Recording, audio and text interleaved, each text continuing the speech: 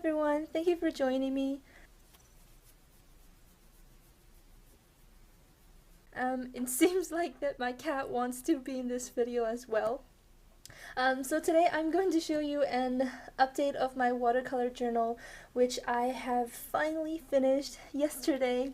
Oh my god, it's just, it's such a great sense of completion.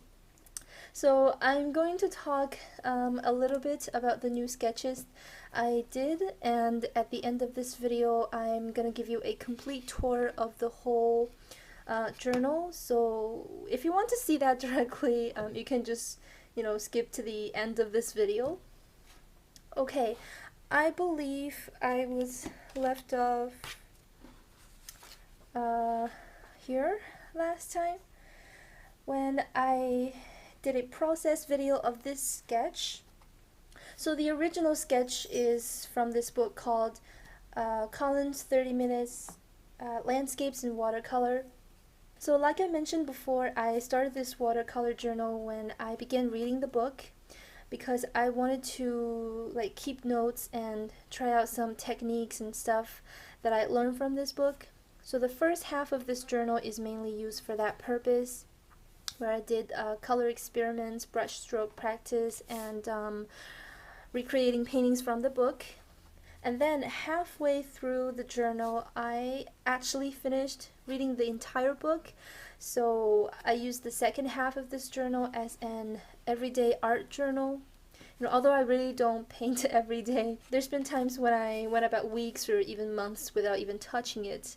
But it's okay. I don't really like to push myself or force myself into painting when I don't really want to, because it'll just take all the fun out of it.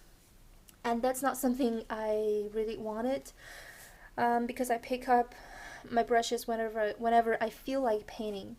Anyways, it's a little off topic. So starting from this page, it has become my art journal to practice things that I want to paint. So here's a page full of roses. I'm very addicted to painting roses sometimes. They're just, really, really beautiful to paint. My writings are a little sketchy. It's about, thoughts I have and notes that things I want to remember, stuff like that. And here's another rose. This photo is from the roses that I planted in my garden last summer. It's not, this painting is not based on that photo, but I just have this photo here. I don't know what to do with it, so I've just decided to fill the blank space. It's not taken from a very good angle, so I don't really want to use it as a reference photo. And here's two small sketches of a beach scene. It's also based on some vacation photos that I took in the Maldives. So I wanted to try to paint the water. The color of the water is really beautiful, and I tried some colors here. I don't know, sometimes I write things like, always pay attention to the flow of the waves. It's the same direction as the brush stroke. And sometimes I put down dates. Sometimes I forget, but I think it's always, good to do that. And some more roses and flowers. I wanted to try the red palette of the Sennelier paint. So it's all the red paints they have on their palette, and I wanted to see which one suits, the roses, which are based on this photo right here. And this little photo here is from a catalog. I ordered some flower seeds from this online gardening shop, and they sent me catalogs and magazines on a regular basis, and they're free, and they have a lot of beautiful paintings, beautiful photos of flowers and plants. So I thought I'd use them as a reference photo. And it's also from that catalog, and I tried painting some fruits, pears and prunes. And I always, try the colors before I actually use them. So, and it's also to give me an idea, because sometimes I forget which color I use, so I can have a more clear view here. And here's another landscape, a very, very sketchy landscape painting that I did in 20 minutes. Yeah, speed painting challenge, and I'm not really happy, with this sketch, and I wrote down the reasons why I'm not happy with it. Like too many elements crammed in the sketch. There's no focal point. There's not enough contrast between light and dark tones, and I seem to have ignored the light source. But anyways, it's just to, just to try something. This sketch right here is based on the drawing of an artist called Mark Tenon. I'm going to link his website below. So I saw he has a lot of these great, nude drawings in pencils, and they have, they're just really, really beautiful. And so I wanted to do like a watercolor painting based on his drawing. He always shows really great demonstration of where the lights and shadows should be. And because when you do a drawing of that, you only, you use the pencil. So I want to see like what kind of colors I can add to a nude painting like that. And here's some very quick sketch of carnation. And I did the unboxing video of the Van Gogh paint, and here's the color chart of this paint. I did a video of that, and also of this onion sketch. So if you'd like to see how I did this sketch, just please go check out my channel. There's a video of that. And again, some roses. I was just trying to like paint single roses, red roses, and I don't know, sometimes I just write a lot of things. I don't even remember what I wrote. Sois patiente, laisse du temps pour que la première couche sèche correctement. I basically write, be patient. Wait patiently for the first layer of the color to dry off before you apply the second layer. It's very important when you're like applying layers of paint. Sometimes I'm just not patient enough, and it's not a good thing. And I have this scrap of handmade watercolor paper. It's a gift from a friend, so I was trying out the colors, but I don't really feel comfortable painting on this paper. It's very rough and very dry. It just takes, I guess it takes time to get used to that. And here's a little sketch of my cat, and some more, brush practice. And I have a video to show you how to paint these tulips here. And here's my Valentine's Day roses sketch. But somehow at the end of this painting, I just sort of lost the patience to, finish it.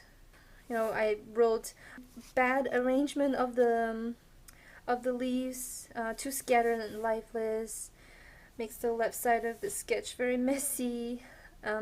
Overworking makes the painting dull, and be patient with the details and stuff like that. I always write down mistakes that I make during my painting process. It's really going to help me to not make the same mistakes again if I read it, because sometimes I just tend to forget. Here I made a little color wheel. So this is the kind of color wheel when you want to find the complementary color.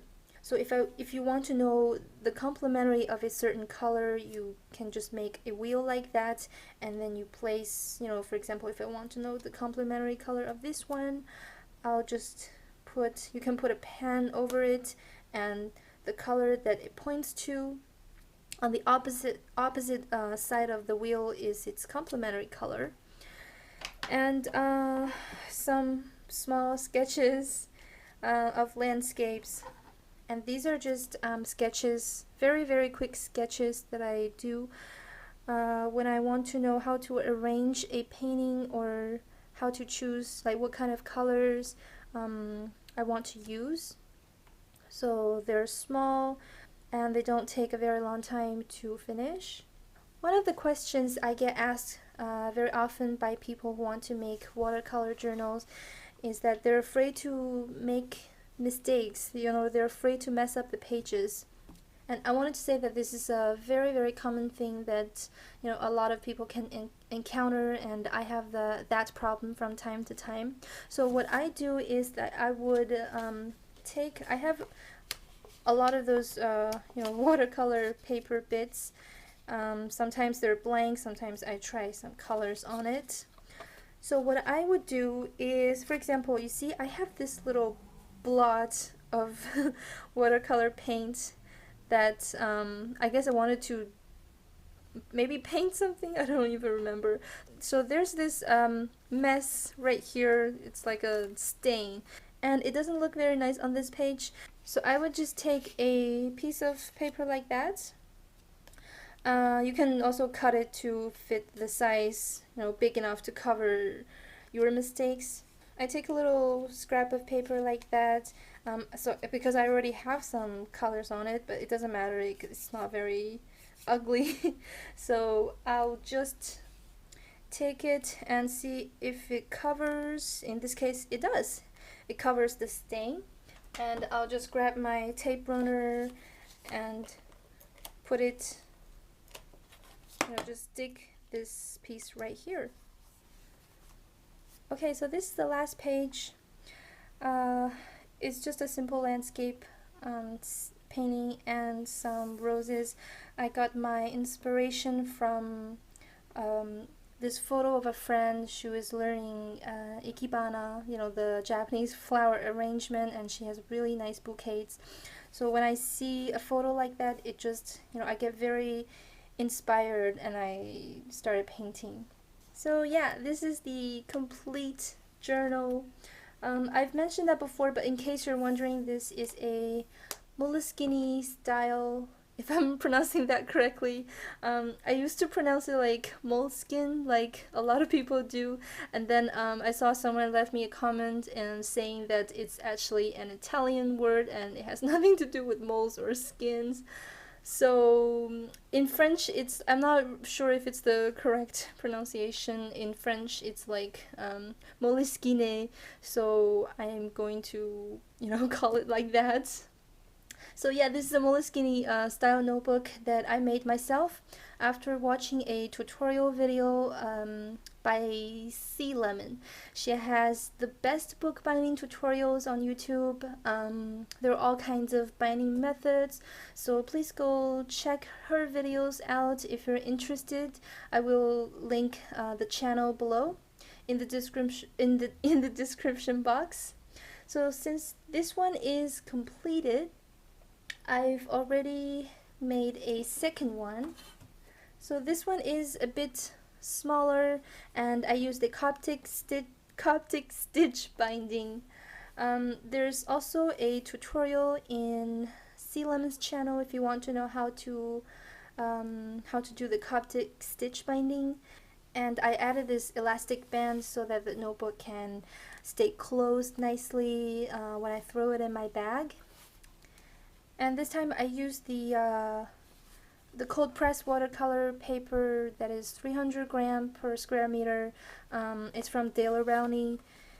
I didn't use the cotton paper because it tends to tear easily, although it's my favorite paper. It tends to tear easily when you fold it, so that's something I want to avoid when I'm making a journal. And on the back cover, I added this pocket, like in the original Moleskine notebook. They always have a pocket, at the end, and I think it's a really great idea. So I added this pocket on my journal to keep, things like paper bits, and sometimes I print out photos that I want to paint, so I can just throw them in here. Yeah, so this is something that's going to come in very handy when I want to keep things like that. Okay, now I'm going to give you a complete walkthrough of my finished watercolor journal here, and I hope you enjoy it. I will see you very soon in my next giveaway video.